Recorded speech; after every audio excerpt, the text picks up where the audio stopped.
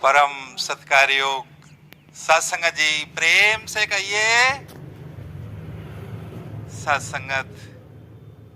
बड़े भाग्यशाली हैं हम सभी जो ऐसे इस युग में ऐसे सतगुरु मिले जिन्होंने सत्संगत, कोई जाति नहीं, धर्म नहीं, मजहब नहीं, पहनावा नहीं, खान पान नहीं, अपना लिया, नहीं तरफ इस तरफ ध्यान दिया, अपने चरणों से जोड़ लिया, अपना बना लिया।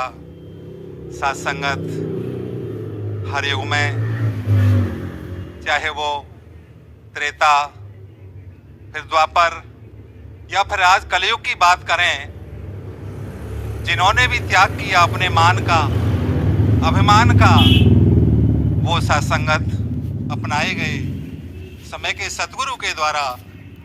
चाहे वो सत्संगत गढ़ का सदना कसाई, भूमिया डाकू, संत कबीर, तुलसीदास जी, सत्संगत जिन्होंने भी इसका सहारा लिया, वो सत्संगत, उनका जीवन इतिहास बना।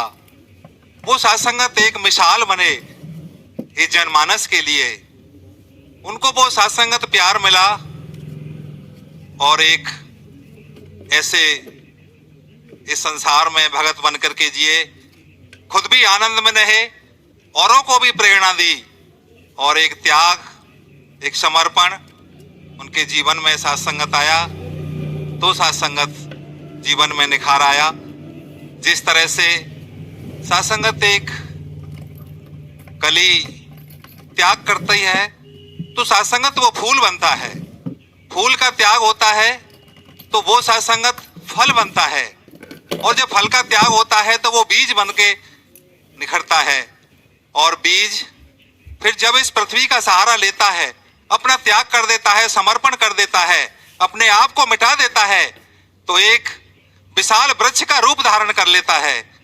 तो सत्संगत उसका ये बीज से लेकर के वृक्ष तक का सफर एक त्याग के कारण है, उसके अपने त्याग के कारण है, उसके अपने समर्पण के कारण है।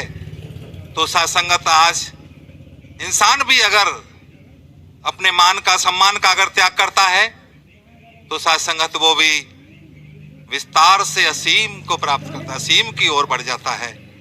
तो आज सत्संगत समय के सतगुरु माता सुदीक्षा जी महाराज ने पिछले समागम में समर्पण से सुकून की ओर का गुरु मंत्र दिया, और अब की बार सत्संगत वो इस समर्पण की लड़ी को आगे बढ़ाते हुए एक ये विस्तार असीम की ओर का पाठ पढ़ाया।